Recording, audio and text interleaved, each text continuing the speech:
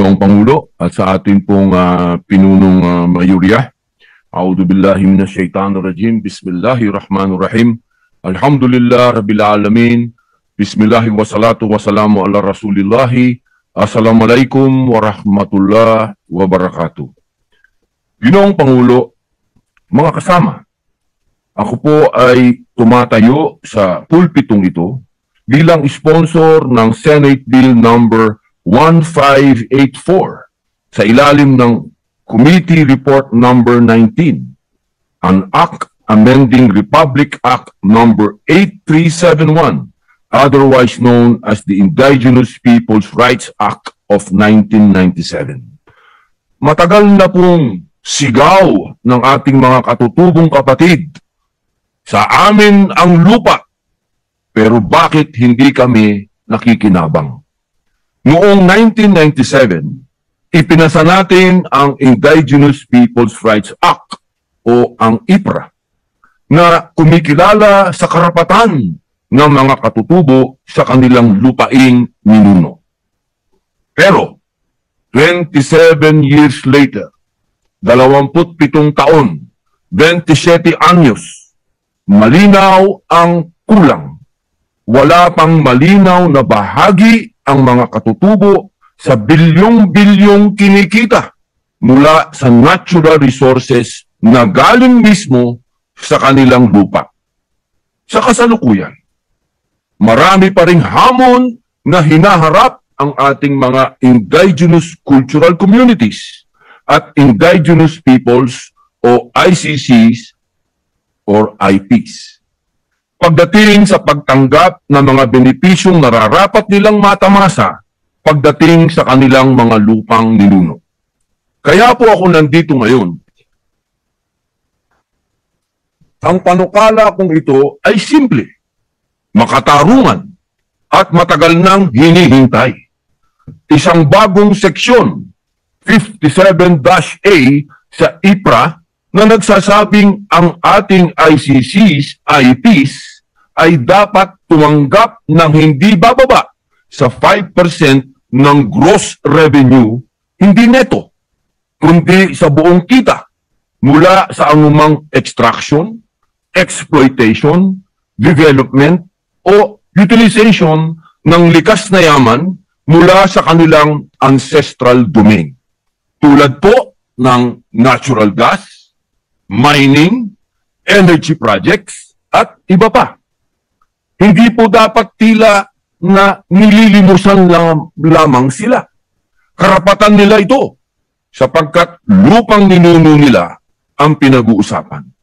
Sa lupang minana nila, sa lupang inaalagaan nila, sa lupang pinagmumulan ng yaman ng bansa, nararapat lamang na sila rin po ay yumaman at umasenso, hindi palayasin. At ang pondo pong ito, gagamitin sa Community Development and Investment Plan na bubuuin ng katutubong pamayanan. Dapat sa kanila mismo manggaling sapagkat sila ang lubos na nakakaunawa kung ano ang kanilang pangangailangan. Tulad ng eskwelahan, klinika, kalsada, kabuhayan, at pangangalaga sa kalikasan. Hindi basta isang tabi, kundi diretsong benepisyo sa bawat miyembro ng komunidad. Uulitin ko po, diretsong benepisyo sa bawat miyembro ng komunidad. Hindi na po idadaan kung kani-kanino nilang mga leader. Sapagkat sa ngayon po, ang ginagawa po sa kanila ay minamanipulate ng mga mining o ng mga taong gustong umabuso sa kanilang lupa, pinag-aaway-away po sa kanila, pinag-aaway-away, ginagawa po, naglalagay ng maraming leader para sila po ay magkagulo-gulo. Ang NCIP po, tutulong mag-compute, mag-monitor, at magbantay, pero malinaw, hindi nito babaguhin ang kanilang karapatan sa sariling pamamahala. Ang mga katutubo po ang dapat masunod sa sarili nilang lupa. Tulong ang kailangan, hindi panghihimasok. Mga kasama, 9.8 million na Pilipino ang kabilang sa ating mga katutubong komunidad.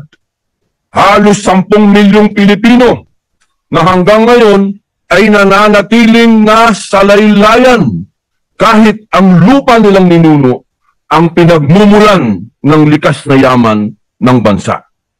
Panahon na po. Panahon ng ibalik ang nararapat sa kanila. Panahon ng itama ang dekadang pagkukulang. Kung tunay nating iginagalang ang ating mga katutubo, kung tunay nating silang minamahal, hindi lang salita ang ibibigay natin, kundi bahagi sa kita, bahagi sa pag-ulad, at bahagi sa kinabukasan. Mga kasama, ang 5% na ito ay pamumuhunan sa katarungan, sa kapayapaan, at sa pagkakapantay-pantay. Kapag umaangat ang mga katutubo, umaangat ang buong bansa. Kaya po, mahal naming Ginoong Pangulo, ako'y taus-pusong nananawagan sa inyong pagsuporta. Ipasa natin ang batas sa hustisyang matagal nang dapat na ibibigay. Ibigay natin sa ating mga indigenous people ang bahagi na para sa kanila mula sa yaman ng kanilang lupa. Maraming salamat po. Thank you, Senator Robin Padilla. For the record, you have my 100% support. Thank you. Majority Leader. At po, Ginoong Pangulo. Mr. President, to allow our colleagues to study the measure further, I move that we suspend consideration of the measure. Objection, hearing none, consideration of 1584 is suspended. And also Senator Jinggoy Estrada would like to just put on record and insert into the records his sponsorship speech. So recorded. Thank you. Mr. President. Mr. President, I move that we transfer the calendar ordinary business to special orders. Committee number 20. Committee report number 20 Senate Bill number 604. This bill is amending the National Commission on Muslim Filipinos Act. I so move, Mr. President. Any objection? Hearing none, consideration of Senate Bill 604 under Committee Report number 20 is in order. Secretary will read the title of the measure. An act amending Article 1, Section 5 of Republic Act Number 9997, otherwise known as the National Commission on Muslim Filipinos Act of 2009. The Majority Leader. Thank you, Mr. President. Before we recognize the sponsor, just a little trivia, Mr. President. I was the author of this measure in 2009 as father of the NCMF. So I hope pinalakas po ng ating sponsor na yun itong mga amendments na ito. At kinorek niya po ang mga, siguro yung mga pagkakamali din after many years of trial and error, ika nga, with the new measure. So, Mr. President, I move that we recognize the chairperson of the Committee on Cultural Communities and Muslim Affairs, no other than Senator Robin Hood Padilla, to sponsor. Senator Robin Hood Padilla is recognized to sponsor the measure. Maraming salamat po, Ginoong Pangulo, at sa atin pong pinunong mayurya na aming pong godfather sa BARM at sa NCMF. Alam niyo po, wala pong pagkukulang ang inyo pong nagawang batas. Nagkataon lamang po na dumarami na po ang mga balik Islam. Opo. Ginoong Pangulo, at sa kagalang-galang ng miyembro ng lupo na ito, ikinagagalak ko pong tumayo sa hapong ito bilang sponsor ng Senate Bill number 604 sa ilalim ng Committee Report number 20, an act amending Article 1, Section 5 of Republic Act 9997, otherwise known as the National Commission on Muslim Filipinos Act of 2009. Inihain ko na din po ang panukalang ito nung nakaraang 19th Congress. At sa katunayan nga po, nakapasa na po ito sa ikatlong pagbasa dito po sa ating kapulungan. Hindi naman po lingid sa kaalaman ng lahat na ang inyong lingkod ay isa pong balik Islam. Mula po sa katagang ito ay madali na pong maunawaan na ako po o kami po ang mga itinuturing na nagbalik loob o nag-revert sa katuruang Islam. Sa pag-usad po ng panahon, Ginoong Pangulo, patuloy po ang pagdami ng mga tulad naming nagbabalik loob. Ang sabi nga po ng isang Muslim elder, hindi na po 13 ang tribo sa Islam, kung hindi 14 na po. At yun po ang Balik Islam tribe.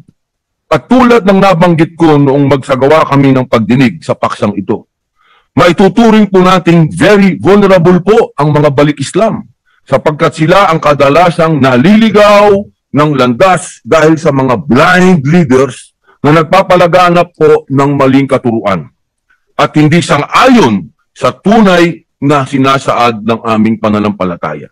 Ang totoo po, maraming Balik Islam ang napapahamak dahil sa mga mapanlinlang na katuruan.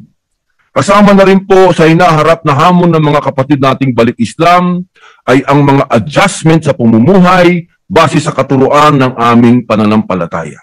At nandyan na rin po ang minsan ang hamon sa pagtanggap ng aming mga pamilya at mahal sa buhay sa landas na aming tinatahak. Dahil po dito, inihain po ng inyong lingkod ang panukalang paksa ngayong araw upang magkaroon po sana ng representasyon ang mga Balik Islam sa National Commission on Muslim Filipinos.